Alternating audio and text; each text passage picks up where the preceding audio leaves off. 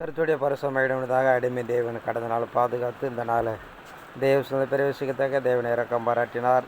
இந்த 2ஆம் மாதத்தில் முதல் நாள் தேவ சொந்த பிரவேசிக்கத்தக்க இறக்கமான தேவன் அறிவித்த ஒரு வார்த்தை வாசித்து கடன் சொல்வோம். சங்கீதம் 134ஆம் அதிகாரம் 1-3 வரைக்கும் வாசிப்போம்.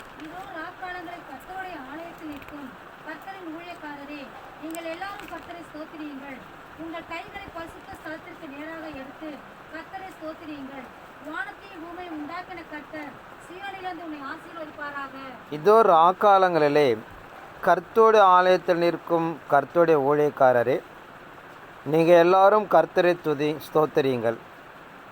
உங்கள் கைகளை பரிசுத்த ஸ்தலத்துக்கு நேராக ஏறெடுத்து கர்த்தரை ஸ்தோத்திரியுங்கள். வானத்தையும் பூமியை உண்டாக்கின கர்த்தர் சீயோனிலிருந்து உன்னை ஆசீர்வதிப்பாராக. இங்கே இறைமார்க்கம் சொல்லப்படுகிற ஒரு ஆசீர்வாதத்தை மையமாக வைக்கிறார்.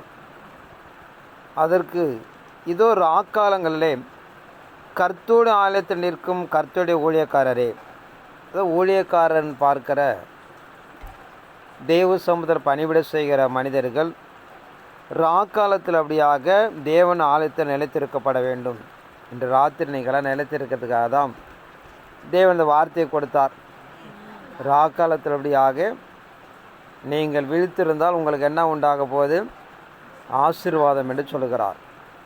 அதில் தெய்வ சமூகத்துக்குள்ளாக இந்த ஊழியக்காரர் என்பதனாலே ஆசாரியர் மாத்திரம்தான் இதுக்கு பொருந்துமா என்று அல்ல. ஏன்னா இறைமார்க்க நமக்கு யோவேல் சொல்லுகிற பிரகாரம் யோவேல் 2ஆம் அதிகாரம் 28 வாசிப்போம்.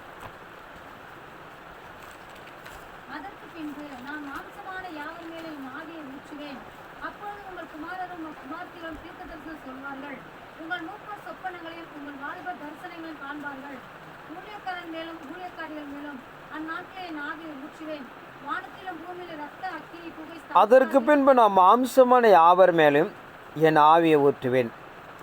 அப்போது உங்கள் குமாரிகள் தீர்க்கதரிசனம் சொல்வார்கள். உங்கள் மூப்பர்கள் சொப்பனங்களை உங்கள் வாலிபர் தரிசனங்களை காண்பார்கள். ஊழியக்காரன் மேலும் அந்நாட்களை என் ஆவியை ஊற்றுவேன். ஆனால் கடைசி காலத்தில் காணப்படுகிற ஊழியம் என்பது இந்த 4 நிலைகளிலிருந்து பார்க்கிறோம். அதாவது சிறிய பாலுகரத்திலிருந்து முதியோர் வரைக்கும் ஊழியம் செய்கிறாங்கன்னு சொல்கிறது. ஏன்னா பழைய ஏற்பாடு காலத்தில் அது எழுதப்பட்டது. பழைய ஏற்பாடு காலத்தில் நீங்கள் பார்த்தீங்கன்னா ஆசாரிய ஊழியம் செய்கிற லேவி கோத்திரத்துக்கு மாத்திரம்தான் பொருந்தும். ஆனால் கடைசி காலத்தில் காணப்படுகிற ஊழியம் என்பது பூமியில் காணப்படுகிற உங்கள் குமாரர்களும் உங்கள் வாலிபர்களும் மூப்பர்களும் ஊழியக்காரரும் எல்லாருமே இந்த கடைசி கால ஊழியத்தை அவர்களை எடுத்துக்கொள்கிறார்கள். அதன் அடிப்படைக்குள்ளாக பாலகரிலிருந்து ஊழியம் செய்கிற பரிசுத்தவான்கள் வாலிபர்கள் எல்லாமே சேர்ந்து இறைமார்க்கு அந்த இடத்துல எதை சார்ந்துன்னு பார்த்தீங்கன்னா நம்ம எல்லாரும் ஊழியக்காரர்கள் என்று சொல்கிறது. ஊழியத்தில் ஒரு 5 வகை பிரிக்கப்படுவதாக நான் பார்க்கிறோம். அதே போல் இறைமார்க்கம் தெய்வ சன்னிதானத்துக்குள்ளாக கடைசி காலத்தில் அவரோட திறமைக்கு தக்க பிரயாசத்துக்கு தக்க தேவன் இப்படியே கிரியைகளை செய்து ஒரு பலமுள்ள ஊழியங்களை செய்கிறார். அதன் அடிப்படைக்குள்ளாக இங்கே பாலகர்லேருந்து மூப்பர்கள் வரைக்கும் காணப்படுகிற ராக்காலத்தில் கர்த்தருடைய ஆலயத்தில் நிற்கும் கர்த்தரின் ஊழியக்காரரே, நீங்கள் எல்லாரும் கர்த்தரை ஸ்தோத்திரியுங்கள். ராக்காலத்தில் தெய்வ சமூகத்தில் நிற்கிற ஊழியக்காரங்க நம்ம எல்லாரும் தேவன் என்ன பண்ணுமா ஸ்தோத்திரிக்கப்பட வேண்டும் என்று சொல்கிறது.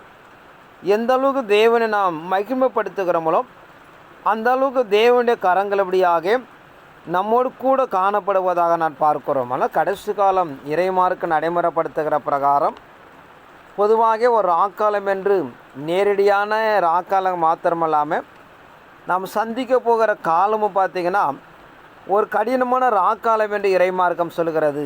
நீங்கள் இந்த கடைசி காலத்தை நிற்க போகிற காலமே இறைமார்க்கம் பார்த்திங்கன்னா ஒரு ராக்காலம் என்று நமக்கு நடைமுறைப்படுத்துவதாக பார்க்கிறோம். ஏசாயா தீர்க்கதரிசி 21ஆம் அதிகாரம் 11 வாசிப்போம்.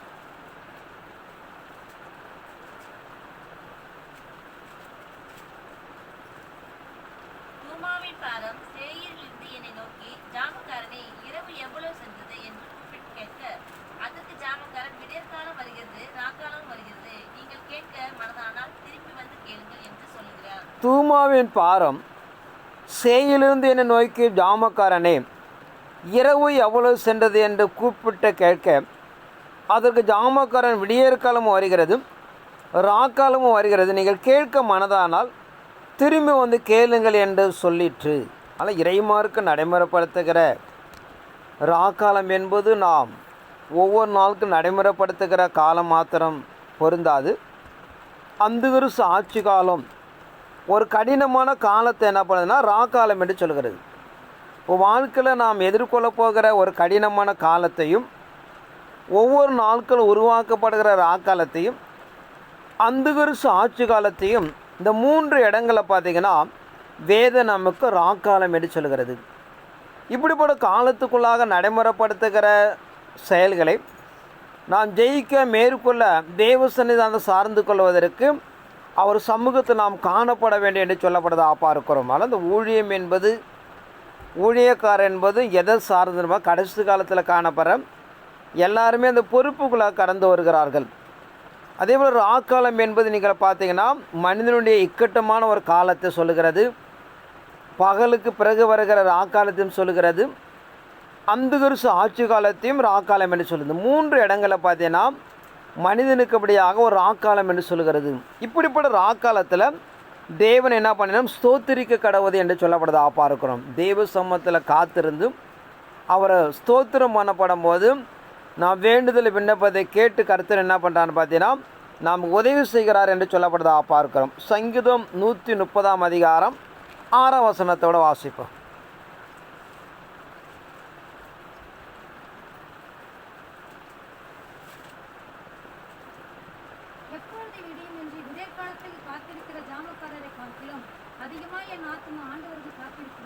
எப்போது விடியும் என்று விடியற் காலத்துக்கு காத்திருக்கிற ஜாமக்காரர்களை பார்க்கலும் அதிகமாக என் ஆத்துமா ஆண்டவருக்கு காத்திருக்கிறது.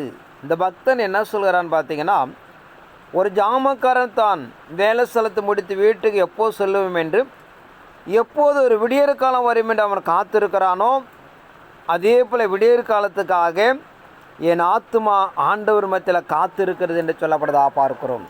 அதனால் தேவ சன்னிதானத்துக்குள்ளாக ஒரு ஜாமக்காரனை போல் நாம் தேவ சமூகத்தில் காத்திருக்கப்படும் போது நாம் நன்மையும் மேன்மையும் அடைந்து கொள்ளப்படுவதாக இறைமார்க்கம் சொல்கிறது. அந்த கடைசி காலத்தில் காணப்படுற தேவ பிள்ளைகள் இறைமார்க்கு நாம் நடைமுறைப்படுத்துகிற பிரகாரம் நாம் எல்லாம் ஜாமக்காரர்களாக காணப்பட வேண்டும். தூக்கம் அசதி சோறுக்கு இடம் கொடுக்காமல் தேவன் எப்போதும் தன் ஆத்துமாவும் தன் ஆவிக்கிற வாழ்க்கை நிலைத்திருக்கப்பட வேண்டும் என்று சொல்லப்படுவதாக பார்க்கிறோம். சங்கீதம் 135 அதிகாரம் 1 வாசிப்போம்.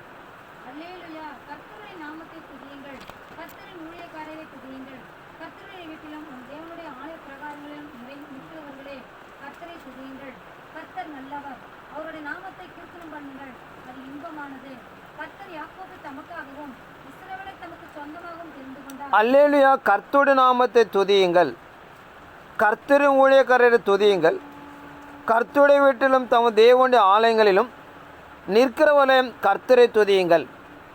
கர்த்தர் நல்லவர், அவருடைய நாமத்தை கீர்த்தனம் பண்ணுங்கள், அது இன்பமானது. கர்த்தர் யாக்கோபை தமக்காக இஸ்ரவேல் தமக்கு சொந்தமாக தெரிந்து கொண்டார் என்று பார்க்கிறோம். இப்படிப்பட்ட தேவனுடைய ஆசாரியர்கள் தேவனுக்கு சொந்தமானவர் என்று சொல்லுகிறது. அது மாத்திரமல்ல, யாக்கோபுடைய பிள்ளைகள் இஸ்ரவேலை தமக்கு சொந்த ஜனமாக தெரிந்து கொண்டார் என்று சொல்லப்படுவதாக பார்க்கிறோம். ஆனால் இறைமாருக்கு நம்ம நடைமுறைப்படுத்துகிற பிரகாரம் தேவன் துதிப்பது நமக்கு தகுதியானது என்று சொல்லப்படுவதாக பார்க்கிறோம். ஆனால் அந்த கடைசி காலத்தில் காணப்பட தேவனுடைய பிள்ளைகள் அவர் துதித்து அவடுத்து நன்மைகளை பெற்று இந்த பூமிக்குள்ள ஒரு ஜெயங்குளிர் வாழ்க்கை நாம் அடைந்து கொள்ளப்பட வேண்டும் என்று இறைமாருக்கு நாம் சொல்லப்படுவதாக பார்க்கிறோம். வெளிப்படுத்தின விசேஷம் 19 அதிகாரம் 5 வசனத்தை கூட வாசிப்போம்.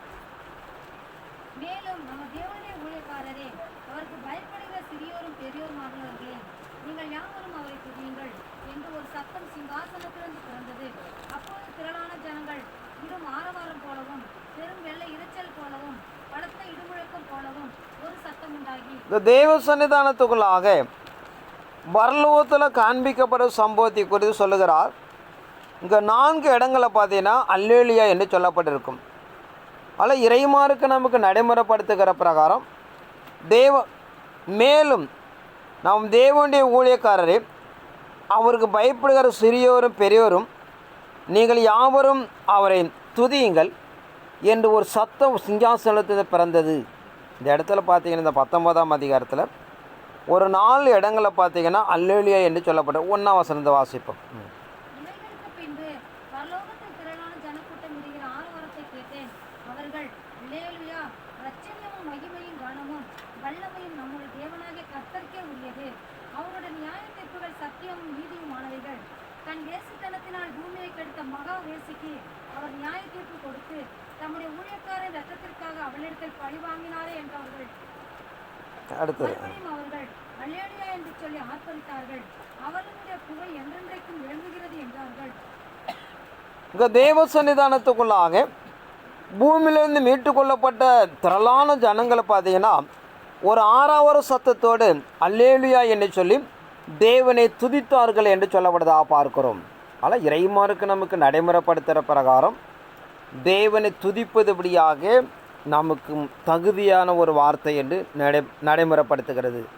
ஆனால் இந்த கடைசி காலத்தில் காணப்படுகிற ஆசாரியர்கள் ராக்காலத்தில் தேவ சமூகத்தில் காத்திருந்து அவரை நாம் துதிக்கப்பட வேண்டும்.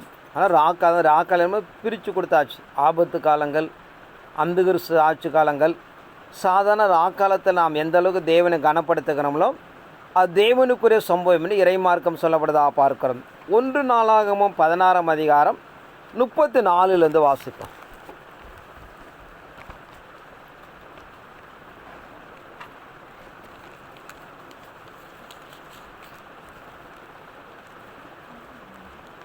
ஒன்று நாளாக 16:34.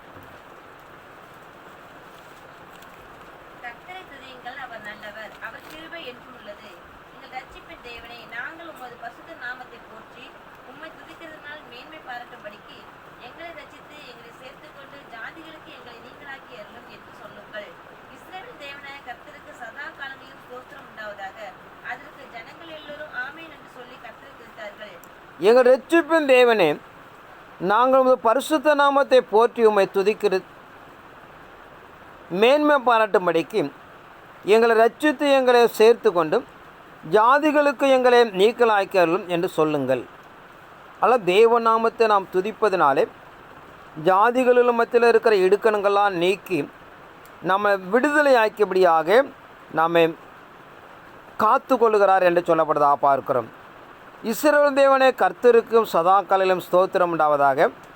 அதற்கு ஜனங்கள் எல்லாரும் ஆமேன் என்று சொல்லி கர்த்தரை துதித்தார்கள் என்று சொல்லப்படுவதாக பார்க்கிறோம். தேவனை துதித்து கீர்த்தனம் பண்ணுவதனாலே நாம் எல்லா நிலைகளில் இருந்தபடியாக நம்மை பாதுகாக்கிறார் என்று பார்க்கிறோம். அதனால் நம் தேவனை ஸ்தோத்திரம் பண்ணுவதனாலே நம்மை பாதுகாக்கிறார், நாம் உதவி செய்கிறார், அவர் சொந்த ஜனம் என்றபடியாக நாம் புகழப்படுகிறோம் என்று சொல்லப்படுவதாக பார்க்கிறோம்.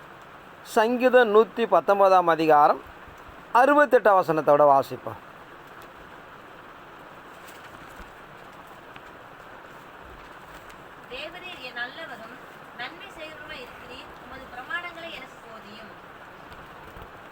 இங்கே இறைமாருக்கு நாம் சொல்லுகிற பிரகாரம் 119ஆம் அதிகாரத்தில் சொல்லுகிற தேவன் எப்படியாக இந்த ஒரு வாசிப்போம்.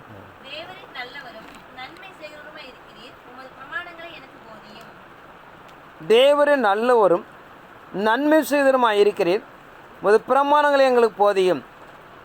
அகங்காரிகளை எனக்கு விரோதமாக பொய்களை பிணைக்கிறார்கள், நானோ முழு இருதயத்தோடு உம்முடைய கட்டளைகளை கை கொள்ளுவேன்.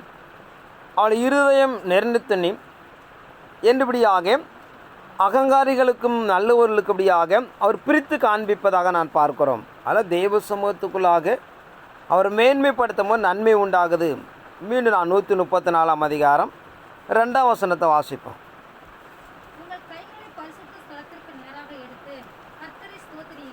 முதலாவது சொல்லப்பட்ட பார்த்தீங்கன்னா, நாம் தேவ சமுதாய ஆக்காலத்தில் அவர் ஸ்தோத்திரிக்கப்பட வேண்டும். 2வது சொல்லுகிறார், உங்கள் கைகளை பரிசுத்த ஸ்தலத்திற்கு நேராக கர்த்தரை ஸ்தோத்திரிங்கள். பொதுவாக பார்த்தீங்கன்னா ஆசாரியர்களபடியாக கைகளை உயர்த்து ஜனங்களை ஆசீர்வதித்து தேவனை துதிப்பார்கள்.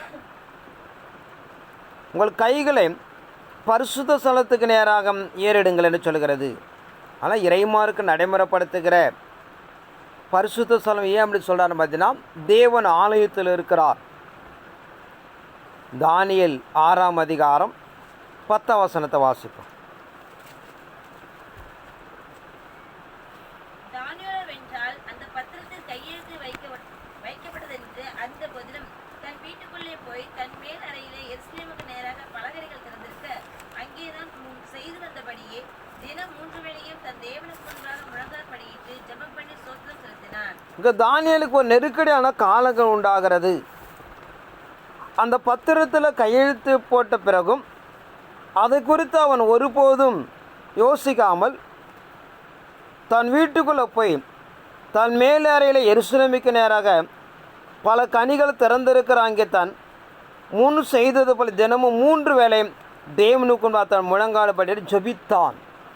அவன் வீடு எய்த்தில் இருக்கிறது. ஆனால் என்ன பண்ணான், எருசலேமுக்கு நேராக தான் ஜன்னலை திறந்தபடியாக அதற்கென முழங்கால் படித்தபடியாக அவன் விண்ணப்பிக்கிறான் என்று சொல்லப்படுவதாக பார்க்கிறோம்.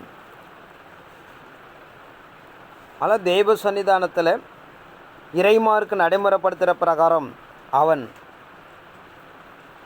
தன் அடிமை தேசத்தில் காணப்பட்டாலும் எருசலேமிற்கு தேவாலயத்தில் கர்த்தர் இருக்கிறார் என்று சொல்லி அதற்கு நேராக தன் கைகளை ஏறெடுத்தபடியாக அவன் செபிக்கிறான் என்று சொல்லப்படுவதாக பார்க்கிறோம். சங்கீதம் 124 8ஆம் வசனத்தோட வாசிப்போம்.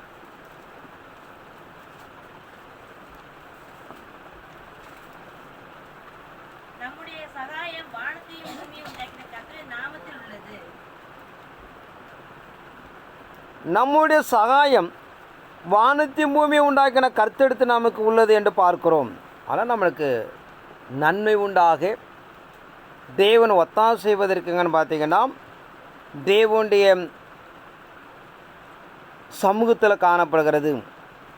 அவர் சமூகத்தை நோக்கி நாம் விண்ணப்பிக்கப்படும் போது நாம் வேண்டுதலை கேட்டு கர்த்தர் என்ன பண்ணுகிறார், நமக்கு நன்மை செய்கிறார் என்று சொல்லப்படுவதாக பார்க்கிறோம். சங்கீதம் 20ஆம் அதிகாரம் 2ஆம் வசனம்.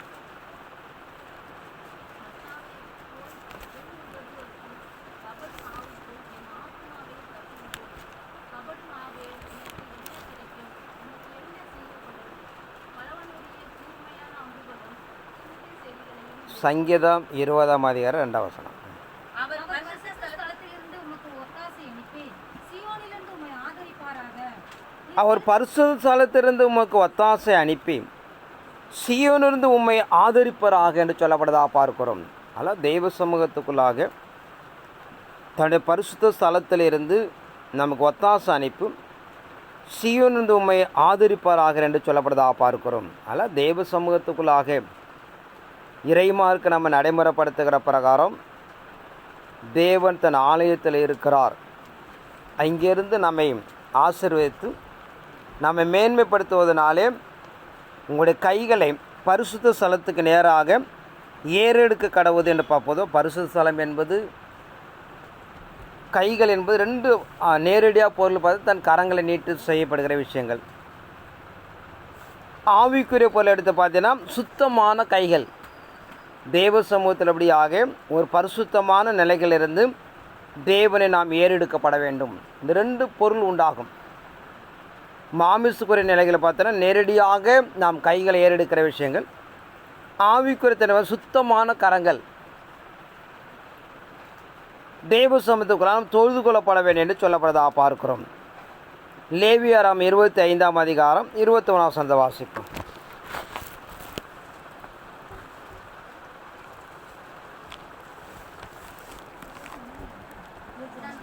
25, 21. நான் 6ஆம் வருஷத்தில் உங்களுக்கு ஆசீர்வாதத்தை அனுக்கிரகம் பண்ணுவேன். அது உங்களுக்கு 3 வருஷத்தில் பலனை தரும். நீங்கள் 8ஆம் வருஷத்திலே விதைத்து 9ஆம் வருஷம் மட்டும் பழைய பலனிலே சாப்பிடுவீர்கள். அதன் பலன் விளையும் வரைக்கும் பழைய பலனை சாப்பிடுவீர்கள். தேசம் என்னுடையதா இருக்கிறது வழியால் நீங்கள் நிலங்களை அருந்தியா. சிறப்போ தெய்வ சமூகத்தில் அப்படியாக லேவியராம் நமக்கு அறிவிக்கிற பிரகாரம் நாம் தேவ சமூக வார்த்தைகளை நாம் பின்பற்றி கடந்து போகும்போது அவர் நம்மை ஆசீர்வதிக்கிறார் என்று சொல்லப்படுவதாக பார்க்கிறோம். ஆனால் அந்த கடைசி காலத்தில் காணப்படுகிற இறைமார்க்கம் எதிர்பார்க்கிறவனமாக நாம் தேவ சமூகத்தில் ராக்காலத்தில் நிற்கப்பட வேண்டும். அவருடைய ஆலயத்தினர் தன் கைகளை ஏறெடுக்கப்பட வேண்டும். அப்போது சீயோனிருந்து கர்த்தர் என்ன பண்ணுவார், நம்மை ஆசீர்வதிப்பார்.